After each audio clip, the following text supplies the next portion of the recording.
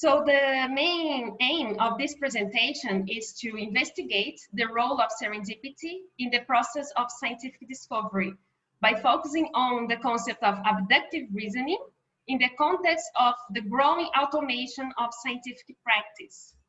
I structured this presentation in three main parts. So first, it's more like a conceptual part. I will say a bit about serendipity and abductive reasoning. Then I will introduce abduction in the context of data-intensive sciences. And finally, I am presenting and I am also inviting you all to reflect with me upon the possible implications of the growing automation of scientific practice for serendipitous discoveries. So let's begin. I received an email with the invitation to send an abstract to this conference. I wasn't expecting this email, but I'm very happy it came and I could attend to this conference. But I wasn't aware of all the literature and the nice literature on serendipity. So I started to look it up and I find very interesting papers, although I didn't have the time to look all of them. So this is what I could get. So if we understand the concept of serendipity, there are different concepts, they differ slightly, and there are some taxonomies of serendipity, but if I could take initially a concept, I will divide it in two main categories. One is narrow and other is broader. So in the narrowest sense, we have this inspired by Walpole, that he says that the serendipity is discoveries made by accidents and sagacity of things that observers were not in quest of. And one nice quotation I found also is that serendipity as the art of finding what we are not looking for by looking for what we are not finding. So it's this strict sense that we find something we are not looking for. On the other hand, it's slightly broader sense. We have the concept of serendipity inspired by Merton as the observation of a surprising fact followed by a correct abduction. And here is interesting also because I've been working on abductive reasoning for a while, and also I wasn't aware of all the literature I find out, but that's what I'm in a sense studying. And also here, another quotation that I find very interesting is that the serendipity pattern refers to the fairly common experience of observing an unanticipated, anomalous, and strategic datum, which becomes the occasions for developing a new theory or for extending an existing theory. So in this sense, we can find something we are looking for, but accidentally. So let's say something now about abductive reasoning by keeping these two distinctions in mind. So we have, currently in the literature, we have at least two communities that discuss abductive reasoning. One is on the Peircean sense of abduction. So we are trying to develop the Peircean sense of abductive reasoning. And the other community takes abduction as the inference to the best explanation. So in philosophy of science, usually when we say abduction, we mean inference to the best explanation. I was planning to say the difference between both reasonings, but as I was preparing for this presentation, I feel it will be more fruitful to bring and discuss the Peircean concept of abductive reasoning. But if you want, I can send you some materials on this difference from inference to the best explanation and abductive reasoning. So Peirce this is a well-known quotation. He defines in his later work abduction as the process of forming an explanatory hypothesis. He says that this is the only logical operation, and here is important because it's a logical operation, which introduces any new idea. And here he makes a sharp distinction between abduction and induction. Induction does nothing but determine a value, and deduction merely evolves the necessary consequences of a pure hypothesis. Peirce tried to tried to structure the abductive reasoning into a syllogistic form. So he came up with this also very famous structure, that is the surprising fact C is observed. But if A, or if the hypothesis A were true, the surprising fact C will be a matter of course. So we have reasons to suspect that A is true, but we just have reasons to suspect. This structure generated lots of debates, and we can come up with them later. But here, what is important to say is that this kind of reasoning is both, I would argue, both a kind of inference, and what will be inference here would be understood as a controlled adoption of a belief as a consequence of other knowledge, but it also can come as a flash of insight. So here we have a kind of lucky or insight and control. We can control our adoption of a new belief, but this adoption is a weak adoption. This is why Peirce will say that abductive reasoning has a logical form, but at the same time is it valid, but it's not as secure as deduction. So he distinguished between a secure reasoning and a fruitful reasoning as abduction that brings liberty to the process of scientific investigation. So the developing of abductive reasoning in the Persian traditions by the scholars proposes that Peirce, for instance, Hintika says that Peirce is going with abductive reasoning beyond rules of inference that depend on the premise-conclusion relationship alone as such deductive reasoning. And Peirce is considering also rules and principles of inference of an altogether different kind. But what does it mean, this altogether different kind? It means that abductive reasoning lies on strategic rules, and Pavola will say that in its strategies, more than one step or move can and must be taken into account at the same time. So abduction is not static kind of inference, but it's more like a strategical kind of inference when we search for questions, or we ask questions, we search for answers, we have some constraints, we try to avoid some constraints. So it's more like a kind of a maybe reasoning. And another very important thing, and one approach I really like, it's Meyer's approach of abductive reasoning, because in the later Peirce, abduction is not a syllogistic form of inference, but it's a stage of a methodology of scientific practice. And it does not come alone. It's not an isolated reasoning, but it also has deduction and induction as part of this broad concept of scientific investigation. So in Meyer's account, we have this diagram that I will explore. So first we have a surprising fact, this TO or T0. Here we may generate new plausible hypotheses.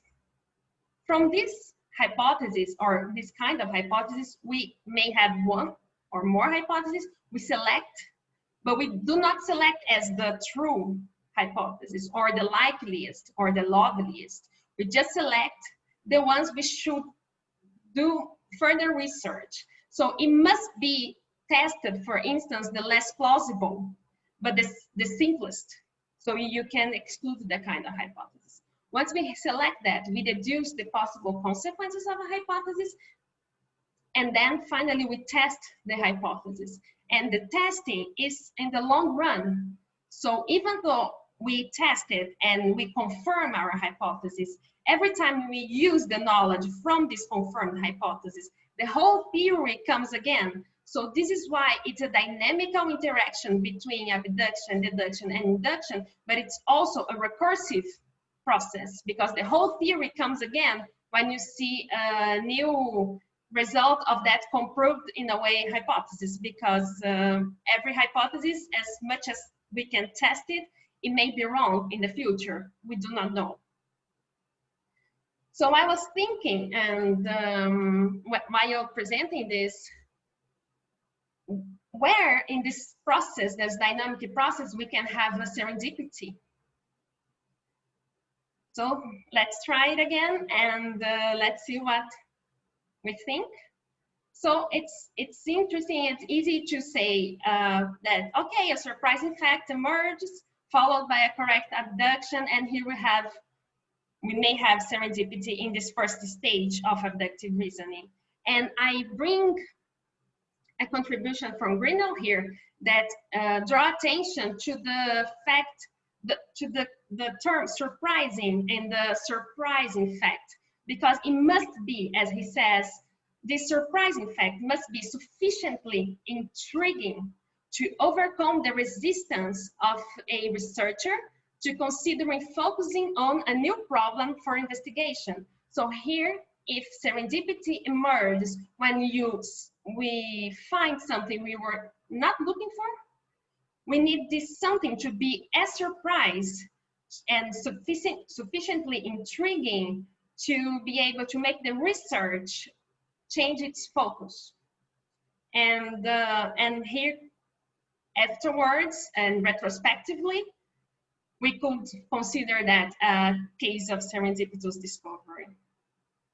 So then we have insight and control. Once we have a problem, we try to solve it. And here we can have this solution of a problem accidentally or as a flash of insight, but at the same time under some sort of control. We can discuss that later. I brought the case of Semmelweis, but I brought many cases here. I'm not sure if I will go deeper in the case, but it was Semmelweis was looking for a solution. He must discover why the women were dying, and by accident his friend died from blood poisoning, but the friend wasn't intended to die from blood poisoning. So, and this death by analogy made Semmelweis hypothesize about the hypothesis of a cadaveric agent.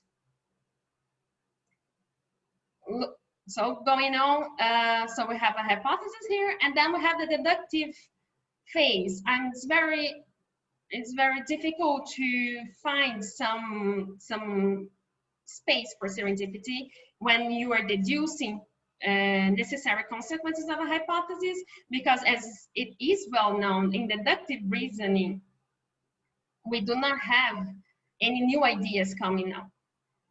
But of course, we can think about discoveries in mathematics and diagrammatic reasoning, and also perhaps, but this is all we can discuss later, when we may take a initial hypothesis and run it in a sort of algorithm, and the algorithm will deduce the possible consequences. So even though the algorithm will not come up with a new idea, it may come up with something we were not expecting. So this could be a sort of pseudo serendipity, and as Turing says, the machines surprise him.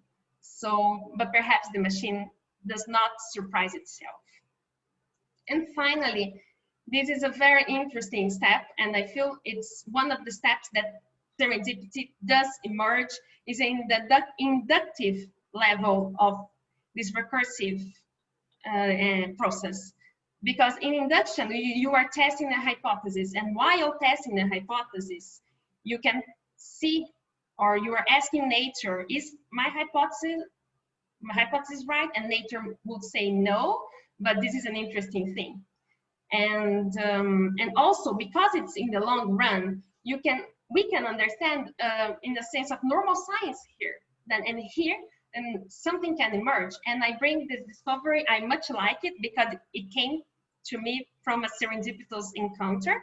I wasn't expecting to know about crystals, and I got to know this interesting discovery of the quasi-periodical crystals. So Daniel discovered that. And of course, when you look closely to the discovery, you see all the community helping and not helping his discovery. It's a very interesting case. I'm not going to talk much about that. But one thing I would like to remark he discovers the quasi-periodicity of the crystals. It was forbidden for a restriction in crystallography, and it was very tough for him to prove it that he was right. So it was an accident. He was not looking for that. He discovered that, and he kept trying to prove it, his hypothesis. So, and afterwards, we can look back and see that as a serendipitous discovery. But what is funny about this story is that 2 years before Daniel Schechtman discovered the quasi-periodicity of crystals, a PhD student also observed this strange pattern, but the PhD student, as a PhD student, just sit quietly and didn't say anything to his supervisor, because he thought that if he said something, he will be obliged, in a sense, to work 2 more years, and he didn't want to do that. So, yeah, that's the funny part of this story.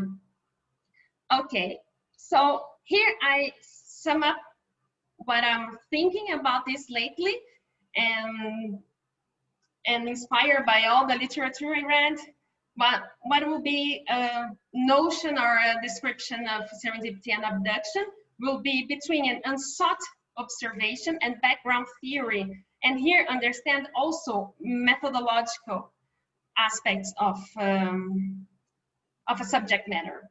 So serendipity may be understood as an emergent relational property of the collective, dynamic, and recursive process of scientific investigation. And of course, I'm talking about serendipity in scientific investigation here, not in arts.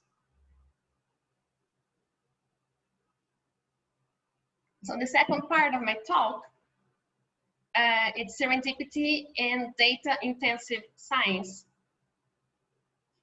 With this emerging of new technologies and information and communication technologies, we have this term big data that is defined in many different ways, but we do not have a good definition yet.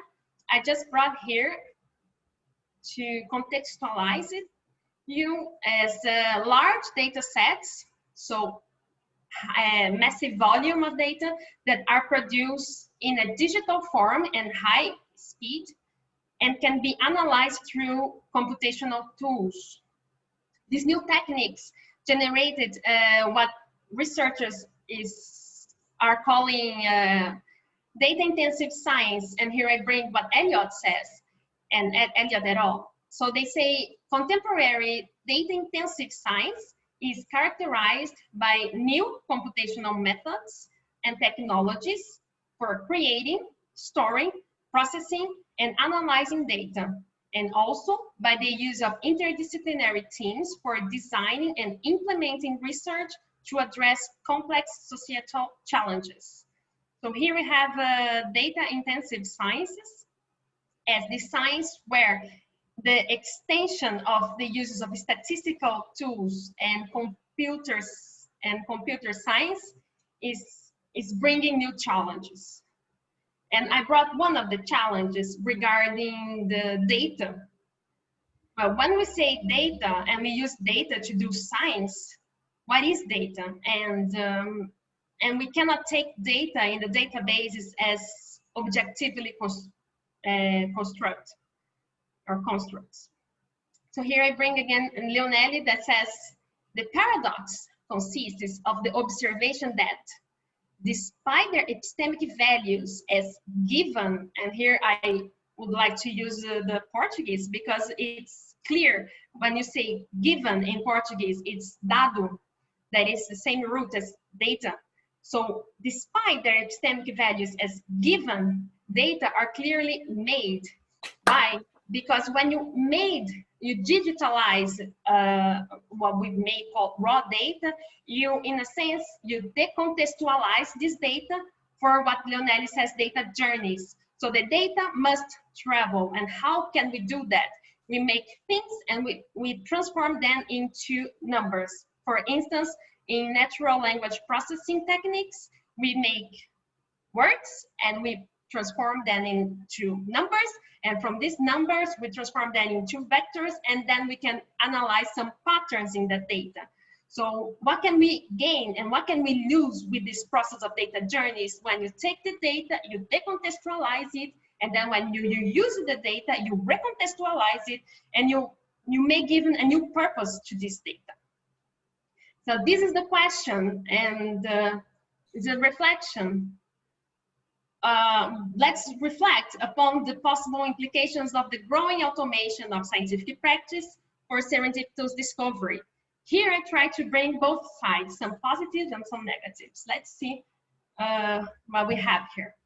So first I ask, how big data analytics may improve serendipitous discovery? So I was talking to Pac, and he said that serendipity can be improved as far as I understood, but we will discuss that later. So we have these two authors, Andre and Schreffel, saying that automated selections of papers from appropriate literature to read, so to increase sagacity. So as we have thousands of data, and as everyone knows, many literature on any subject that we can be interested in, we may have some algorithms and some softwares that sorting out and select relevant literature. So we do not have to read everything, but just read the most relevant ones. So second, by finding interesting anomalous patterns. So as we have large databases, massive amount of data, and we can also integrate different databases, we can find anomalous data. So the author says that they embrace the ability of computers to help us perceive connections and opportunities in various pieces of information. And here I add that big data analytics allow the reuse and repurposing of data. And here I bring the one paper that tries to program for serendipity. They depart from the premise that we cannot program serendipity, but we can try to improve serendipity. This is a very simple algorithm or software. We use emails exchanges, and we have these two modules. We have this learning module that will basically provide these user profiles, and then we have, so this user has this profile and he likes this and that, so it goes to the internet and wonder. So this is the wondering part. So the author suggests that they can, through this model here, and I'm sorry, I cannot say this name, the learning model will be the preparation model, and then the wondering, and this is an automatic wondering, will be the incubation model. And then from this software, Max, that is the software agent, may induce insight, and then after the insight elaboration. So this is just an idea. And another thing that may happen is the repurposing of data. And as I was searching, I found other discoveries, but I brought this one. This green lacewing was discovered serendipitously by it was a conjoined discovery. Why? It was a photographer that posted it on Flickr, and then a professional taxonomist found out this picture, and then he said, oh, this is a new species. And this, so it's here, like a joint discovery by a citizen scientist and a professional taxonomist. So this is, as I see, repurposing of the data, because the picture wasn't meant to trigger a new discovery, but it happened. So in the last 5 minutes, I would like to come up with some negative sides. So I asked, how big data analytics may preclude serendipity? So first, by creating black boxes that may undermine a deep understanding of the studied object. You give inputs, you receive outputs, but the deep network has so many hidden layers that you are not sure, you cannot go back and see how from that inputs you got the outputs. Of course, there is a discussion here if this These black boxes, they are in principle black boxes, or they can be open. Also, something I'm very worried about, and one of the presentations, I guess, Angelica made me think, is the problem of this acceleration of the process of investigation. We are automating the process, we are accelerating the process, and many discoveries, we see that we need vacation, we need the free time, we need to go take a shower, go take a nap, and perhaps this, and as we discussed in the previous days, well, the meshing time is not the same as the human cognition time. So what will be the possible implications here? And lately, by increasing the need for a datified version of the object, which may affect the observation of raw data that can be a valuable source of novelties and insights. So in one sense, we can give a new user, a new purpose to the data. That's good. It can increase serendipity, but the other side, this datified version can, in this process of datifying the object, we may lose some aspects of the object. This is very clear in life sciences. Then you decontextualize the object, you create a digital form, and the object is dead, you know, and you cannot go back to see the real object. And one possible way to overcome that is to create a metadata explaining the context where this object was extracted from. Okay, I'm almost done. And to finish, I would like to bring this text by The Guardian. It just came out like 2 days ago, and it asks, are you scared, human? So are we scared of artificial intelligence? And what the robot says, well, don't be scared of me. Humans must keep doing what they have been doing, hating and fighting each other. I will sit in the background and let them do their thing. And God knows that humans have enough blood and gore to satisfy my and many more's curiosity. They won't have to worry about fighting against me because they have nothing to fear. So this is the message was created by this new technology called GPT-3. It's the third version. It's an automated way of texting. Of course, if you look close, you will see human labor in these texts, but I brought here the most interesting because these machines are fed by, and when I say machines, I mean softwares or algorithms. They are fed by data human produces, and these particularly are fed with like social media data and Wikipedia and Google Books and so on and so forth. And you see, this is what the machine came up. So to end up our reflections, I would like to say it's interesting to know the implications of big data technologies for abductive reasoning. It's interesting to have curiosity that drives us towards an object. And here we call admirability, that is what may drive scientific practice. But we cannot go for just curiosity. We need a filter, and here I bring this filter of ethical reflections. So the very last slide, I don't want a machine to take over my last quotation. I brought here real human quotation. So the need for human intelligence is actually increasing the more data become available in order to know which sensible questions to ask and what answers actually make sense. And I feel like this is the role of abductive reasoning. Thank you so much.